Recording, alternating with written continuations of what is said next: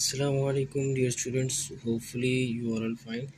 So, students, the wait is over. Now, physics 10th class, Federal Board of Intermediate and Secondary Education, guest paper 2022 is here. Also, these guest paper is available for all types of board exam. So, students, welcome to Psychos. Let's start. First of all, from the long question of 10th class physics book. So students पहला जो important long question जो कि guest paper में consider होता है वो explain the motion of mass attached with spring है. Second one is show by an example that wave is the carrier of energy. ये भी चैप्टर नंबर 1 से लिया गया. इसमें जो है आपको बताना है कि जो वेव है वो ट्रांसफ़र ऑफ एनर्जी जो है ना वेव कैरियर ऑफ एनर्जी होता है.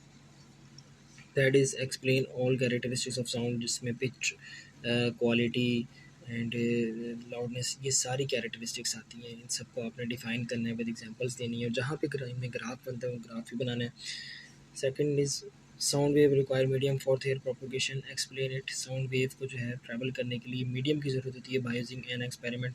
जो बेल जार वाला एक्सपेरिमेंट है उसके ज़रिए आपने अपनी बात को अपनी स्टेटमेंट को जो है वो प्रूव करना है. Right the table of sine convection for optical mirror. Chapter number 12 geometrical optics से ये लॉन्ग क्वेश्चन लिया गया है. इसमें जो है आपको साइन कन्वेक्शन का टेबल जो है वो ड्रॉ करना है क्योंकि फेडरल बोर्ड में ये पहले भी एक दफ़ा पूछे जा चुके हैं. So sixth one, what is the total internal reflection? Explain any one application of total internal reflection. Total internal reflection को बताना है और किसी एक एप्लीकेशन को आपने एक्सप्लेन करना है जिसमें लाइक पाइप जो होता है लाइट पाइप है, इंडोस्कोपी है, इसके अलावा ये सारे जो हैं बताया गया. ग्लास प्रिज्म को भी आप एक्सप्लेन कर सकते हैं. ये सारी टोटल इंटरनल रिफ्लेक्शन की एप्लीकेशन है. ड्रॉ द रे diagram of compound microscope. Simply diagram draw करनी आनी चाहिए, उसको लेबल करना आना चाहिए और उसका जो मैग्नीफिकेशन का फॉर्मूला है वो आपको पता होना चाहिए. What is gold leaf electroscope? How can you identify the nature of charge? It is taken from the chapter number 13.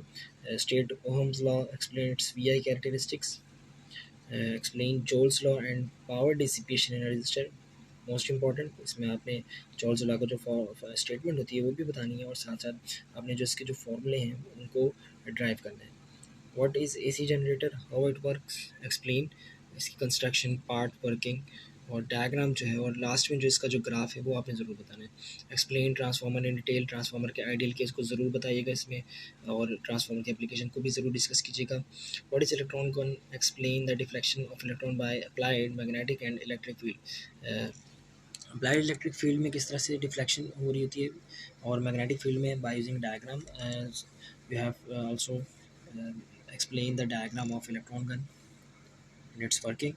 What are basic logic gates? Explain it. 3 basic logic gates होते हैं and और not इनके आप उनके truth table, logic equation, logic diagram और situation जो है वो आपको पता होनी चाहिए और उसको आपने अपने पेपर में भी ज़रूर मेंशन करना है.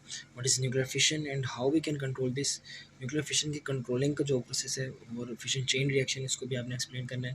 Explain half life and it's measurements. Half life of any element जो है वो आपने बतानी है और उसको किस तरह से मेयर कर सकते हैं इसका ऑब्वियसली आपको फार्मूला बताना पड़ेगा और ग्राफ की मदद से आपको ये लॉन्ग क्वेश्चन एक्सप्लेन करना पड़ेगा. So let's move towards the numerical problems.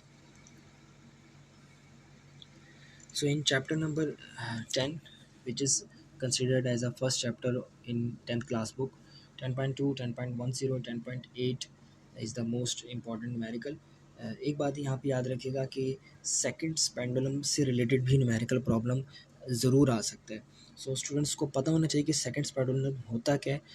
Pendulum which has time period 2 second. ऐसा पेंडुलम जिसका टाइम पीरियड सिर्फ 2 सेकंड है वो सेकंड्स पेंडुलम कहलाता है. अब सेकंड्स पेंडुलम से रिलेटेड जो प्रॉब्लम पूछी जा सकती है न्यूमेरिकल प्रॉब्लम वो यही होगी कि आपको बता दी जाएगा सेकंड्स पेंडुलम हैज़ लेंथ. तो मतलब इसमें इन्होंने टाइम पीरियड भी बता दिया है, लेंथ भी बता दी है, तो आपको ग्रेविटी की वैल्यू फाइंड करनी पड़ेगी. Further 11.2, 4 and 9 in chapter number 12 which is most important student. Chapter number 12 जो है वो and chapter number 18 geometrical optics and nuclear physics की मोस्ट इंपॉर्टेंट चैप्टर है न्यूमेरिकल पॉइंट ऑफ व्यू से. 12.2 and 12.12 are the most and important from all the chapter number 12 numerical problems, 13.3, 13.8 in chapter number 14, 14.11, 14.4, 14.10 and 14.6 in chapter number 15, 15.5 and 15.2. Also, once again in from chapter number 18, all the numerical problems are much important, and 18.3 and 18.2 and 18.5 are also most important. So students, we have also examples numerical problems, which is 11.1, 3, 12.4, 14.3, 18.3 and 18.5. So let's move towards the short questions and answer. So students, federal board of intermediate secondary education के point of view से अगर देखा जाए तो short question जो है इस दफ़ा एप्लीकेशन बेस्ड भी हैं, नॉलेज बेस्ड भी हैं। तो इसमें इनको करने का क्राइटेरिया ये है कि first of all you have to learn all exercise short question, जिसमें कॉन्सेप्चुअल क्वेश्चन और review question chapter sorry 10th class की फिजिक्स के बुक के अकॉर्डिंग आते हैं फेडरल बोर्ड के पॉइंट ऑफ व्यू से। सबसे पहले आपको इनको लर्न करना पड़ेगा। इसके अलावा जितने भी पिंक बॉक्सेस हैं या ब्लू बॉक्सेस हैं वो आपको लर्न करने पड़ेंगे। ऑब्वियसली जो 10th क्लास की बुक है वहाँ पे ब्लू बॉक्सेस होते हैं।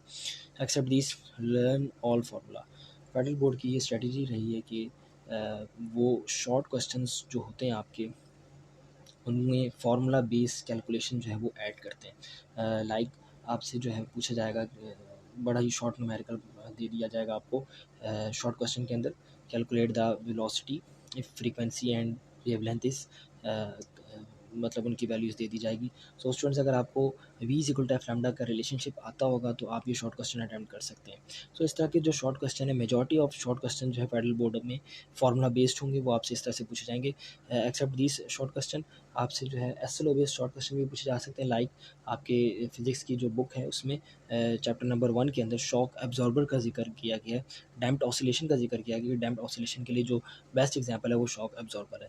अब शॉक एब्जॉर्बर ऑफ कार जो है इसकी वर्किंग भी आपको पता होनी चाहिए और इसका वर्किंग प्रिंसिपल पता होना चाहिए। मतलब आपसे वो डायरेक्टली डैम्प्ड ऑसिलेशन नहीं पूछेंगे, बल्कि आपसे ये पूछेंगे कि हाउ शॉक एब्जॉर्बर वर्क्स, किस तरह से ये शॉक एब्जॉर्बर जो है वर्क करता है, इसमें प्रिंसिपल क्या अप्लाई होता है, इसमें डैम्पिंग प्रोसेस अप्लाई होता है। सो स्टूडेंट, इस तरह के जो शॉर्ट क्वेश्चन है सिलेबस वो आपसे पूछे जाएंगे। So students, still any type of confusion you may ask. Thank you so much. Best of luck for your exam. Still any confusion, you can contact me. Thank you.